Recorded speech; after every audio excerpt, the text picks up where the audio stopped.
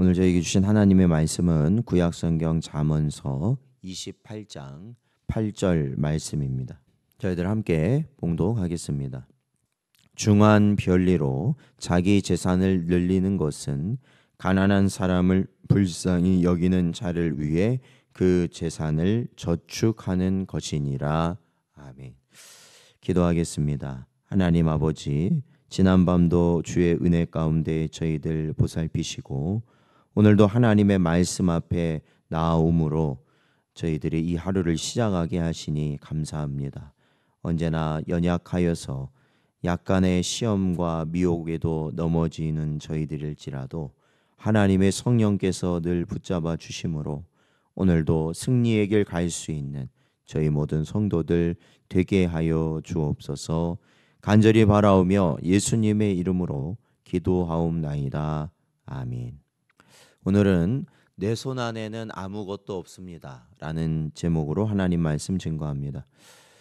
오늘 본문에서 중한 별리란 이 정상보다 높은 이자를 받아 취급하는 것을 의미하는데 쉽게 말하면 고리대금업을 말합니다.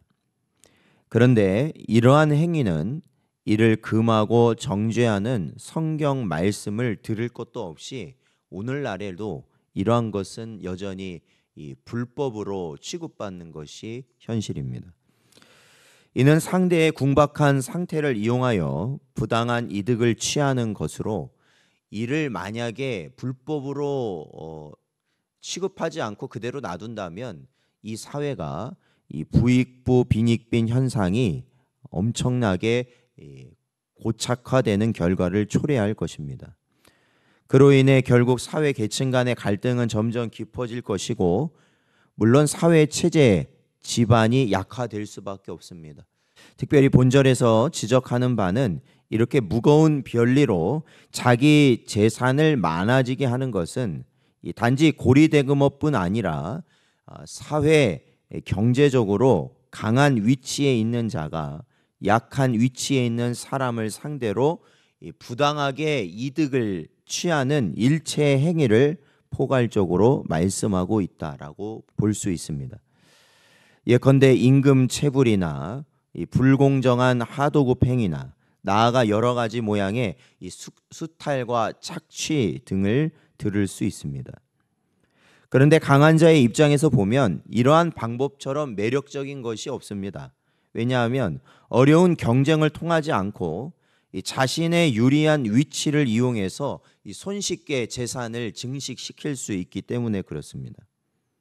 그리하여 예나 지금이나 많은 사람이 불법인 줄 알면서도 양심을 속여가면서까지 이러한 방법으로 재산을 축적해 온 것입니다. 그들이 이러한 방법까지 동원하는 것은 수단이야 어찌 되었든지 간에 재물이 손에 들어오기만 하면 자기 것이 된다고 생각하기 때문입니다. 하지만 이것은 대단한 착각이고 오산입니다. 왜냐하면 이 땅 위의 재물이라는 것이 원래 정해진 주인이 없기 때문에 그렇습니다. 이 재물이라는 게 그렇다라는 거죠. 재물의 특성은 내가 그것을 아무리 모으려고 해도요, 결국에는 그 재물을 우리는 어떻게 할 수밖에 없느냐? 쓸 수밖에 없다라는 것입니다. 그렇잖아요. 돈을 아무리 벌어서 모으려고 해도 그걸 써야 됩니다. 그렇죠? 그렇기 때문에 재물엔 주인이 없다라는 것이에요. 다윗은 이렇게 고백했습니다. 시편 39편 6절 말씀을 보면 진실로 각 사람은 그림자 같이 다니고 헛된 일로 소란하며 재물을 쌓으나 누가 거둘지는 알지 못하나이다. 이렇게 고백하고 있습니다. 그리고 잠언에서도 정령 재물은 독수리처럼 날개를 내어 날아가리라고 하였으며 주님께서도 이 땅의 재물은 녹이 슬고 도적 맞기 쉽다고 말씀하신 것입니다. 이 정당하게 얻은 재물조차도 이러할진데 부정한 방법으로 약한 자의 눈에서 피눈물을 흘려가며 얻은 것이야 더 말해 무엇하겠습니까? 그리하여 다시 본절을 돌이켜보면 이러한 재물, 즉 불의한 방법, 자신의 힘을 가지고 위치를 가지고 얻었던 이러한 불의한 재물들은 결국엔 어떠한 것이냐면 가난한 사람을 불쌍히 여기는 자를 위해 저축해 놓은 것이다 라는 것이 오늘 본문의 말씀입니다. 여기서 가난한 사람을 불쌍히 여기는 자란 하나님의 뜻을 받들어 선한 일을 행하는 자를 지칭하는 표현이라고 할 수 있습니다.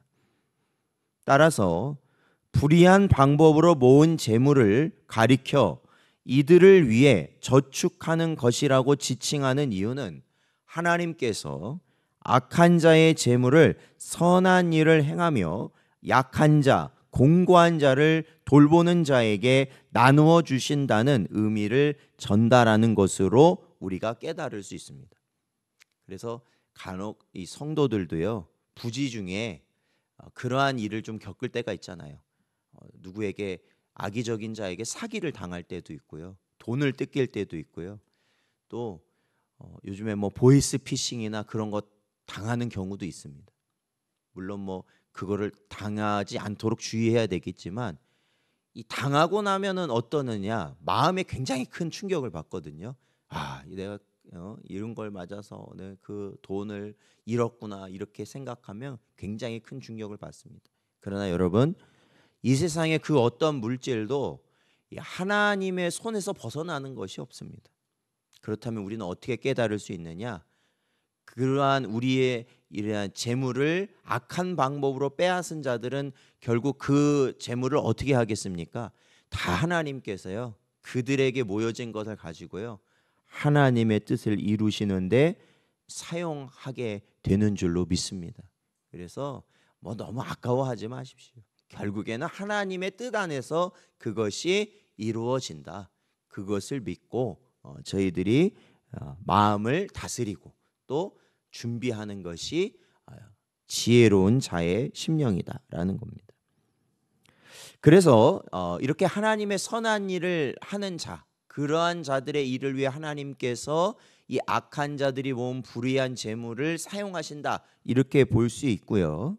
또한 오늘 본문에서 가난한 사람을 불쌍히 여기는 자를 궁극적으로는 그러니까 누구로 볼 수 있냐면 하나님을 뜻하는 말로 우리가 볼 수 있다라는 것입니다. 왜냐하면 하나님이야말로 고아와 가부, 나그네와 같은 약한 자들을 긍휼히 여기시는 분이기 때문에 그렇습니다. 그래서 여러분, 이 성경에서 보면은 이 억울함을 당한 자들이요, 이러한 과부나 고아와 같은 어려운 자들이 자신이 어떠한 궁핍한 처지, 그러니까 누군가로부터 착취를 당하고 누군가로부터 해를 입었을 때 그들이 어디서든지 하나님 앞에 그들의 어려움을 고하게 되면 그게 다 누구에게 올라가는 거냐? 하나님께 다 올라간다라는 겁니다. 그래서 그것을 하나님이 들으시고 반드시 그거에 대해서 어떻게 해요? 하나님이 응답하신다라고 성경은 기록하고 있거든요. 그래서 하나님이 그러한 분이라는 거죠. 따라서 오늘 말씀 속에는요, 심판의 의미가 내포되어 있다라는 겁니다. 왜냐하면 약자를 착취하면서까지 재산을 긁어 모은 자가 순순히 하나님께 바칠 리는 없기 때문입니다. 결국 이들은 하나님의 무서운 심판을 받고 어쩔 수 없이 내놓게 된다는 것으로 무서운 재앙을 만나 모든 것을 잃게 된다는 사실을 또한 암시하고 있습니다.